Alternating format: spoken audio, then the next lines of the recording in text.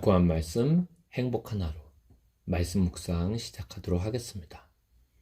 오늘 우리가 함께 묵상할 말씀은 구약성경 욥기 9장 17절에서 35절 말씀입니다.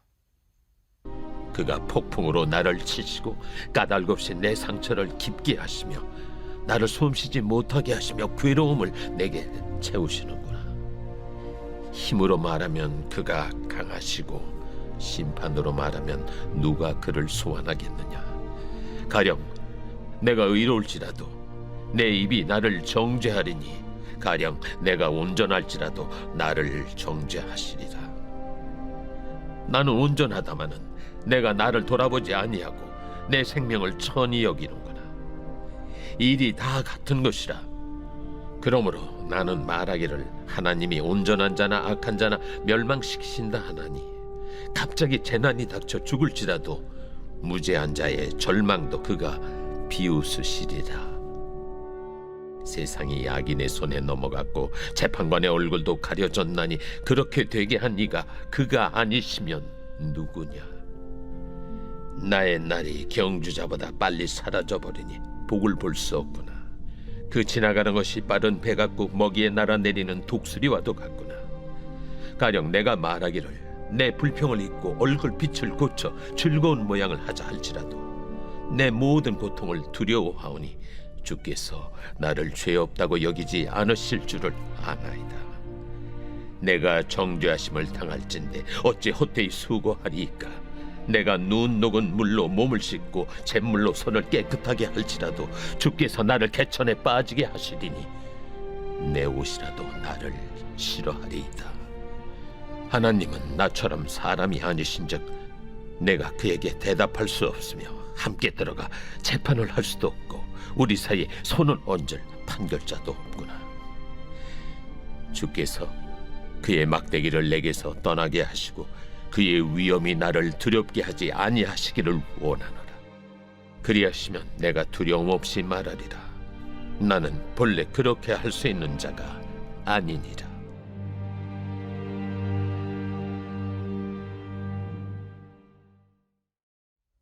오늘 욥기 9장에서도 계속해서 친구들과 논쟁을 하고 있는 욥의 이야기가 나오고 있습니다.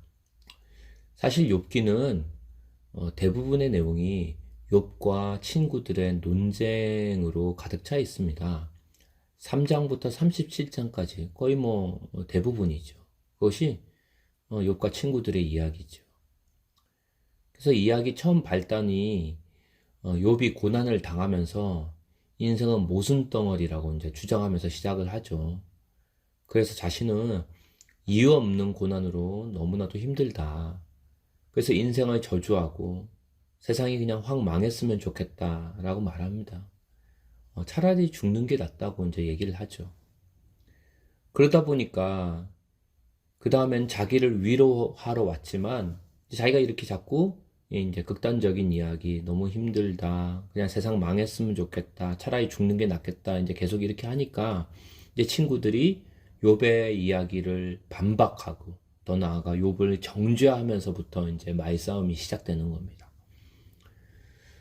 그러면서 이제 욥은 이제 친구들의 이야기를 반박하는 걸 넘어서서 이제는 하나님을 향한 사랑도 이제는 더 이제 붙잡을 게 없다. 하나님께도 넋두리와 투정이 이제 확장이 되죠. 하지만 물론 욥기 마지막 끝에는 하나님이 창조주이며 진정한 주권자라는 사실을 욥이 겸허하게 인정하는 것으로 끝을 맺습니다. 그러나 오늘 말씀은 바로 그 욥과 친구들의 이야기의 중간에 위치하고 있는 부분이죠. 오늘 말씀 보면 욥기 9장에서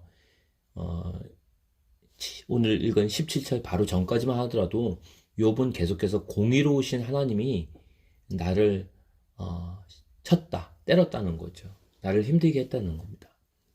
근데 나는 아무리 생각해도 그렇게 하나님 앞에서 큰 죄를 지은 적은 없다는 겁니다. 설사 하나님 앞에 죄가 있다고 하더라도 내 죄에 비해서 내가 받는 고통은 과잉처벌이라는 거예요. 그래서 17에서 21절 말씀 보면 욥이 하나님께 은혜를 구하지만 하나님이 내 기도를 들어주실지 잘 모르겠다는 겁니다. 왜냐하면 아무리 생각해도 자신이 이런 고통을 당할 만한 잘못을 한 적이 없다고 생각하기 때문이죠. 생각나지도 않는 아주 하찮은 일로 주님이 자신을 괴롭히신다고 생각하니까 억울한 겁니다. 그래서 하나님과 정작 따져봤자 어차피 하나님 마음대로 할 건데 뭐 하면서 이길 수 없는 이제 싸움을 한다고 생각하니까 모든 게 다 허무해지는 거죠. 그러면서 22절에서 24절 말씀 보면 욥은 그런 생각과 그런 말을 하다가 끝에서는 하나님은 죄가 없는 사람이든 죄가 많은 사람이든 어차피 다 한 가지로 심판한다는 겁니다. 그러니까 죄가 많든 적든 간에 어차피 하나님 원하는 대로 심판하실 거면은 뭐 의인과 악인을 가리지 않고 고통을 주시는 분이 하나님이라면 어차피 이 세상에 말도 안 되는 악과 고통이 있는 게 결국은 다 하나님이 허락하신 거 아니냐. 결국은 이 세상은 진정으로 하나님의 공의대로 움직이는 것 같지 않다. 이렇게 이제 하나 앞에 따지는 거죠. 그리고 25절에서 이제 35절 말씀까지 내용을 보면 욥은 하나님이 작은 잘못도 정죄하시는 분이시기 때문에 자신이 정직하고 정결하게 살려는 그 자기의 노력이 허무하다고 얘기합니다. 어차피 착하게 살아봤자 공의로우신 하나님이 자기 마음대로 심판하시면 우리 같은 연약한 인간이 무슨 말을 할 수 있겠는가? 큰 죄를 지어도 심판당하고 작은 죄를 지어도 심판당하면은 그 심판이 이렇게 세면은 결국 뭐 착하게 살아도 의미 없는 거 아닌가? 이렇게 말하는 거죠. 근데 오늘 말씀을 보면서 우리가 한 가지 기억할 게 있습니다. 욥은 자신이 고난받는 이유를 잘 몰랐죠. 왜 내가 이런 고난을 받아야 되냐. 하지만 적어도 모든 심판과 모든 그 재앙을 내리시는 주권자가 누구? 하나님이라는 사실은 분명히 알았습니다. 그러니까 욥이 하나님께 투정도 벌이고 따지기도 하고 은혜를 구하기도 하는 거죠. 왜냐하면 결국 모든 심판의 주권자가 누구기 때문에 하나님이라는 걸 인정한다는 거죠. 그래서 우리도 고난 가운데 있다면 다른 데서 이유를 찾지 말고 먼저 욥처럼 하나님을 붙들고 씨름해야 한다는 겁니다.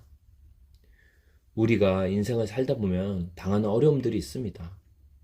이유는 다 알 수 없지만 어떤 문제를 가지고 사람 앞에 가기 전에 먼저 하나님 앞에 나아가는 것. 그래서 모든 문제의 진정한 주권자가 하나님이라는 것을 인정할 때 거기서 진정한 해결이 시작된다는 거죠. 욥은 하나님 앞에서 모두가 죄인이라면, 그래서 인생이 고난의 연속이라면 정직하게 살려는 수고가 헛되다고 합니다. 다만 자신의 진심을 변호해 줄 중보자를 찾고 하나님이 채찍을 거두어 주기를 바랄 뿐이죠.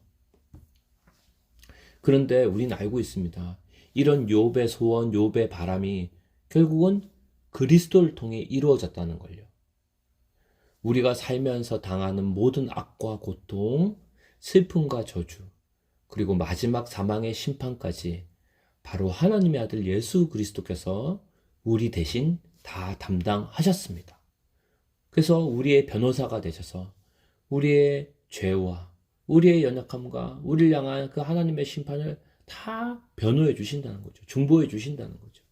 그리고는 최고의 엔딩, 결말, 바로 부활과 영생을 허락하셨다는 거죠. 우리에게 참된 기쁨과 평안과 만족을 주셨다는 겁니다. 그래서 욥은 다 몰랐지만 정말 하나님께서는 우리를 위한 중보자 예수 그리스도를 마련해 주셨다는 거죠.